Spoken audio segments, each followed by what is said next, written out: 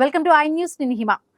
పొరుగు దేశం బంగ్లాదేశ్లో మైనారిటీల రక్షణ ఇప్పుడు అంతర్జాతీయ స్థాయిలో పెను చర్చకు దారితీస్తోంది. అక్కడ హిందువులపై జరుగుతున్న దాడులను ఎంఐఎం చీఫ్ అసదుద్దీన్ ఓవైసీ తీవ్రంగా ఖండించారు. దీపు చంద్రదాస్, అమృత్ మండల్ వంటి మైనారిటీల హత్యలు బంగ్లాదేశ్ రాజ్యాంగానికే విరుద్ధమని ఆయన మండిపడ్డారు. అదే సమయంలో భారత్ బంగ్లా సంబంధాలను కాపాడేందుకు కేంద్ర ప్రభుత్వం తీసుకుంటున్న చర్యలకు ఓవైసీ పూర్తి మద్దతును ప్రకటించారు. అసలు బంగ్లాదేశ్ అంశంపై ఓవైసీ చేసిన పూర్తి విశ్లేషణ ఏంటి? ఇప్పుడు మన స్పెషల్ రిపోర్ట్లో చూద్దాం.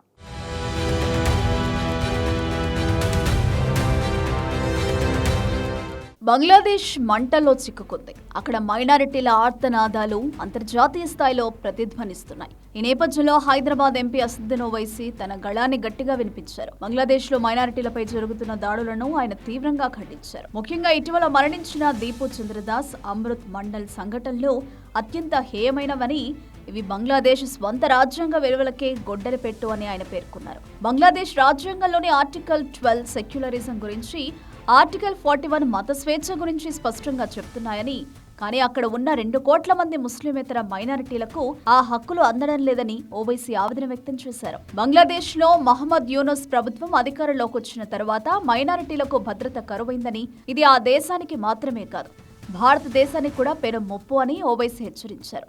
బంగ్లాదేశ్లో అస్థిరత నెలకొంటే దాని ప్రభావం నేరుగా మన ఈశాన్య రాష్ట్రాల భద్రతపై పడుతుందని ఆయన విశ్లేషించారు. ఎక్స్టర్నల్ అఫైర్స్ స్టాండింగ్ కమిటీ సభ్యుడిగా ఉన్న ఓవైసీ 1971లో బంగ్లాదేశ్ ఆవిర్భావం తర్వాత భారత్ ఎదుర్కొంటున్న అతిపెద్ద స్ట్రాటజికల్ ఛాలెంజ్ ఇదేనని బాంబు పేల్చారు. అసలు ప్రమాదం ఎక్కడుందంటే భారత్ వ్యతిరేక శక్తులైన పాకిస్తాన్కు చెందిన ఐఎస్ఐ, చైనా ఇప్పుడు బంగ్లాదేశ్ లో తమ పాగా వేసేందుకు ప్రయత్నిస్తున్నాయని ఓవైసీ తీవ్ర హెచ్చరికలు చేశారు. బంగ్లాదేశ్ లో పెరుగుతున్న మతోన్మాదం వెనుక ఈ శక్తుల హస్తం ఉందనే అనుమానాన్ని ఆయన వ్యక్తం చేశారు. ఫిబ్రవరిలో జరగబోయే ఎన్నికల తర్వాతే అక్కడ ప్రశాంతత నెలకొంటుందని, అప్పుడే భారత్ బంగ్లా సంబంధాలు మెరుగుపడతాయని ఆయన ఆశాభావం వ్యక్తం చేశారు.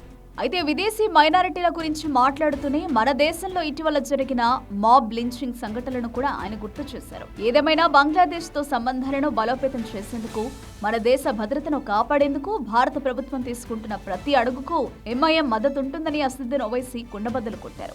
డ్రాగన్, ఐఎస్ఐ కుట్రలను తిప్పికొట్టాలంటే బంగ్లాదేశ్ లో ప్రజాస్వామ్యం పునరుద్ధరించబడాలని ఆయన పిలుపునిచ్చారు.